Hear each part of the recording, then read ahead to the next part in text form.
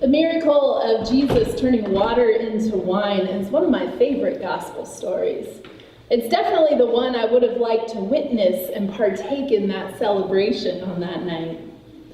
Sure, his other miracles may seem more important, feeding a hungry crowd of 5,000, casting out demons, curing illnesses, bringing the dead back to life. But I love this miracle, the first one in Jesus' ministry as told in the Gospel of John. I love this miracle precisely because it is the one we are most often quick to write off and ignore. It might be more difficult for our modern minds to grapple with healing diseases and the resurrection of life, but at least we take the time to understand them or to try to put them in a context that makes sense in our lives today. The miracle at the wedding of Cana might be the one we spend the least time with in our Bible studies, in our theological books. It's the one that's more likely to evoke a laugh or a nonchalant, "So what?" instead of awe or reverence like Jesus' other feats. I think the key to really appreciating this miracle reveals itself at the beginning of the story.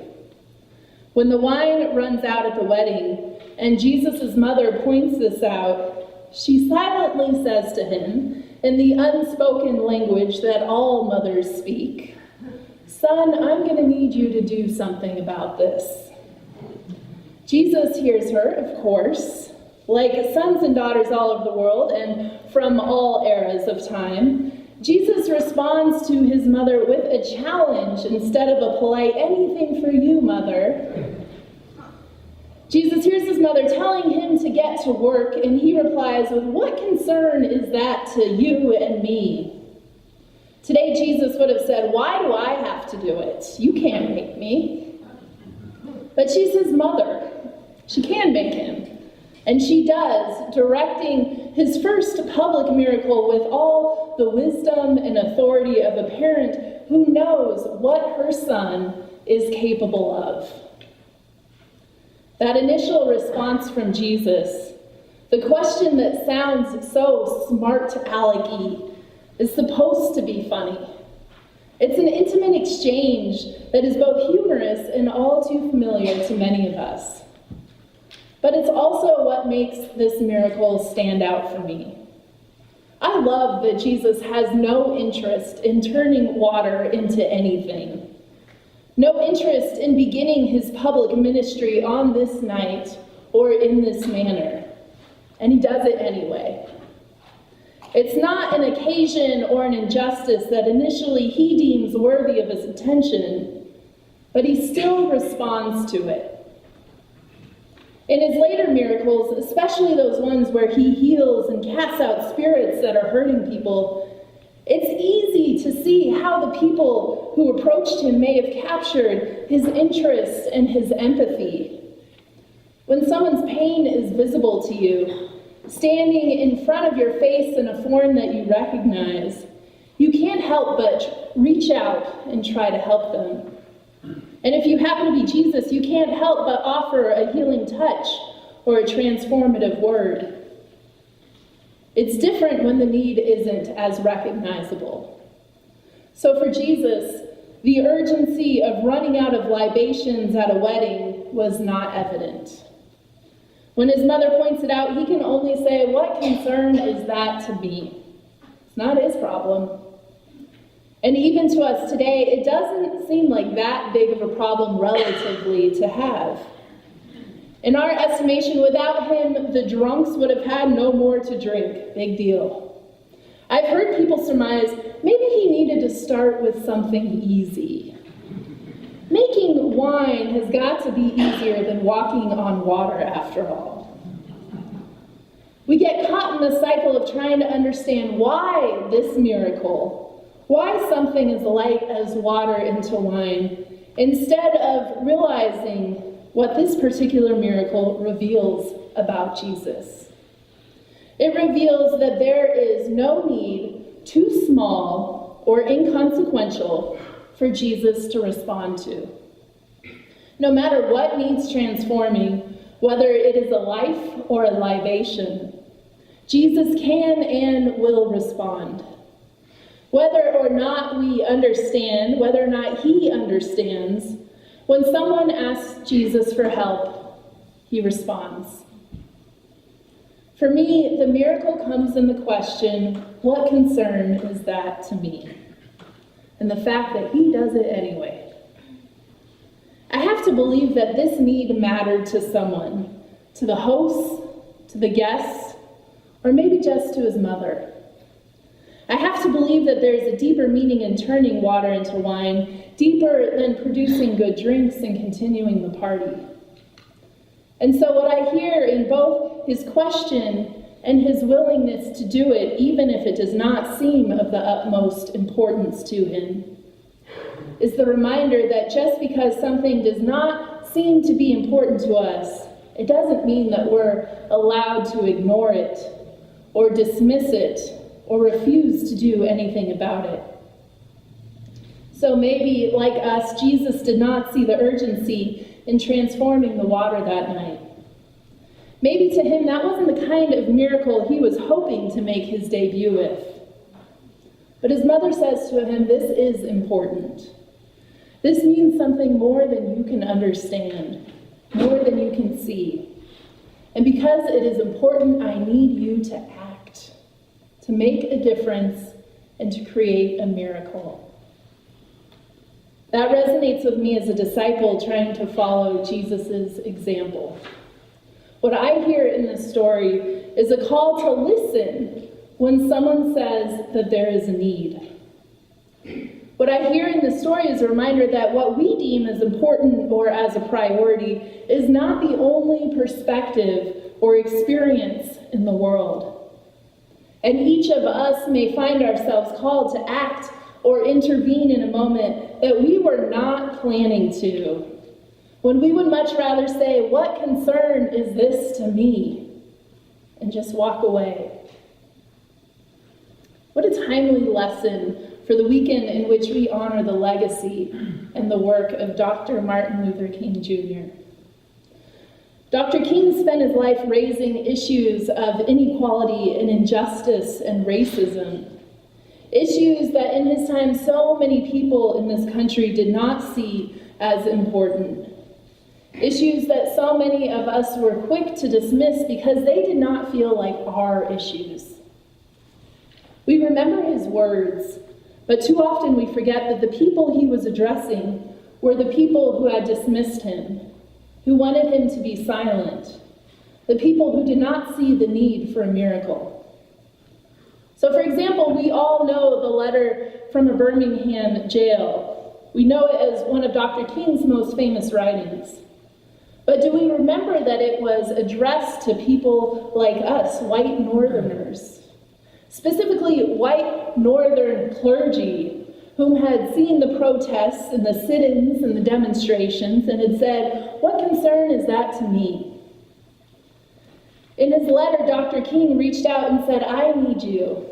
I need you to understand that this is critical and I need your solidarity down here. We remember the I Have a Dream speech at the March on Washington. The words are so familiar that I'm sure together we could quote parts of it. But do we remember that the people he was speaking to were not the crowds that were with him that day? He was speaking to the politicians in the White House who did not understand the urgency with which he spoke.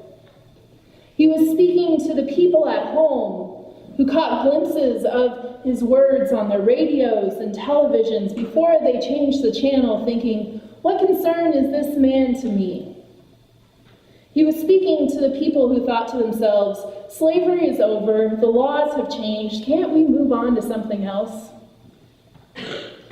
We remember Dr. King because he spoke to us.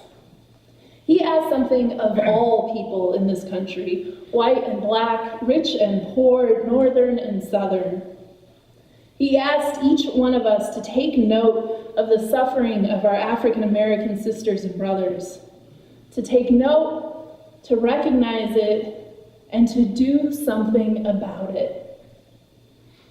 This weekend and this holiday is more about remembering one man's life. I think of this as a weekend of national consciousness raising.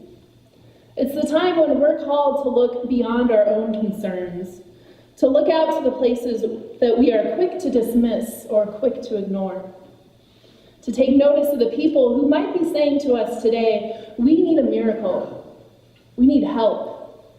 And we know that you think this doesn't concern you, but we need you with us. We need your action and your solidarity. This weekend is not just about looking into our past and remembering the words that Dr. King spoke, but it's about finding new meaning for those words today. Dr. King reaches out from the past and reminds us that even though we don't always think it concerns us, racism is still alive and well in our country today. Inequality and injustice are still the markers of our communities. So in the 60s, we saw marches on Washington and sit-ins at soda counters. Today, we see marches in the streets and sit-ins in our shopping centers. In the 60s, we saw our sisters and brothers seek protection under the law with the Civil Rights Act that would protect them from discrimination based on the color of their skin. Today, we see the Black Lives Matter movement seeking protection from systems that still discriminate based on the color of one's skin. Discrimination that still leads to innocent lives lost, adults and children killed at an alarming rate. In the 60s, good people who meant well and would never intentionally do any harm, heard Dr. King ask for the miracle of freedom and liberation for all people in this country. And they responded by saying, "But what concern is that to me?" Today I still hear that question echoing. I hear it because I know that I myself have asked it from time to time. But as Jesus' first miracle reminds us, even if we've asked that question, even if we struggle to fully understand what is missing, we're still called to respond and to work to make sure that people who are thirsting have something to drink. In our story today, a story of mercy and grace, a story of transformation and abundance, a story of saying yes even when we want to say no. Jesus brought the good wine. When he transforms the jugs of water, he turns it into the sweetest, best tasting wine you could imagine. I love that. He gives the guests something better than they had before. He doesn't let his questioning prevent him from bringing the good wine.